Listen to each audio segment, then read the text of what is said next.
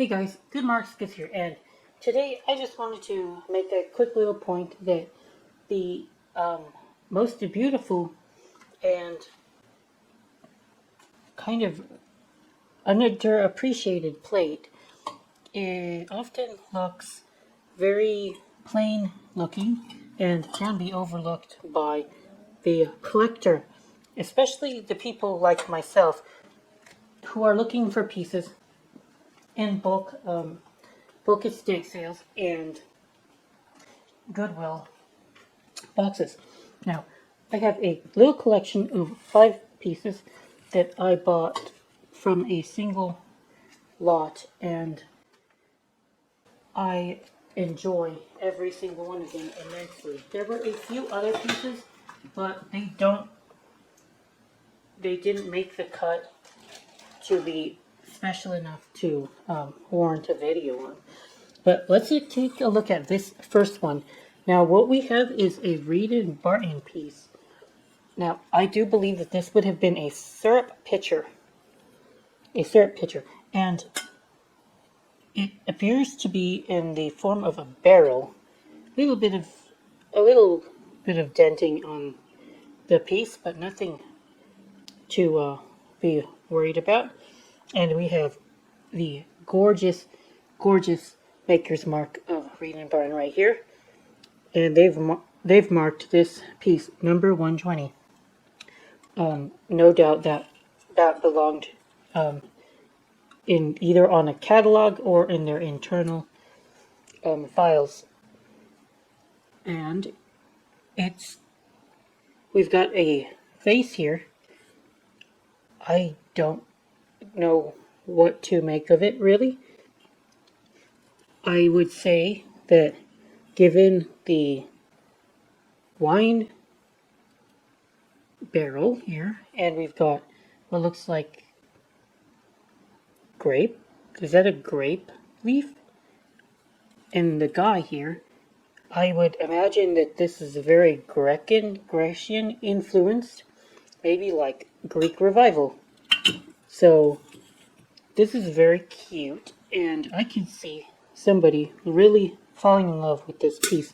It's got a whole lot of character for just a tiny little syrup pitcher, and that is awesome to find because this is quite valuable in a compact little piece, and that's how I like to do it, especially as plate is concerned.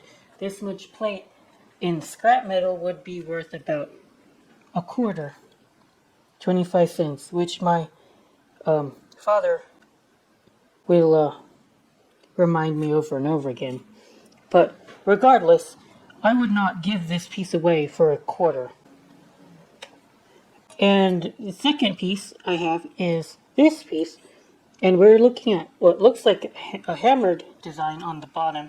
Look at these twig tree feet. This is definitely a creamer. And how gorgeous is this? These twig branch feet. They look so fragile, I'm scared. And when I list this, I'm going to wrap this up massively in bubble wrap because I do not want these feet to break and my buyer to be depressed. Because if I bought this and it was broken, I would be depressed because getting my $50 back or whatever that I'm spending on this piece is not going to be any comfort to me whatsoever. And on the handle here is what appears to be some sort of bird. I don't know what type of bird they're trying to go for, as it is difficult to tell. But he is beautiful, and he appears to be one of the passerines. Whether this is supposed to be a pigeon, I do not know. Maybe it is one of the smaller parrots. But regardless, a gorgeous piece. Even the bottom handle had some character with a branch here. Goes into a little swirl. Kind of reminds me of a snail right here. But regardless, this was manufactured by Rogers and Bro. Was this Rogers? W.M. Rogers and Son? Oh, give me a second, guys. Rogers Smith and Company. There were many, many Rogers companies. The Rogers Smith and Company is kind of hard to find, relatively speaking, compared to the more I wouldn't say popular, but much more prolific W.M. Rogers line. We have a beautiful cup here, and I like it. Don't love it. It's a little plain to me, but yeah. This is made by Pearpoint. It's more quadruple plate, and it's got somebody's name. I imagine that would have been the child, and I think that the child's name was Millie. That's what I read. It was either Millie or Willie, and I don't think that they would have got this for a boy. I guess they could have got this for a boy. I can imagine it could have went to a Willie. Now this stuff looks a little bit duller than normal silver plate, which is kind of interesting. It's really dull. I would have thought at first glance that I was looking at pewter, and I did, but well, there you go. Well, you can see on the bottom it's much more reflective as indicative of silver, but the side has got such a dull finish that I thought that it was pewter. And the design is quite interesting. The floral, yeah, it's got character for a children's cup.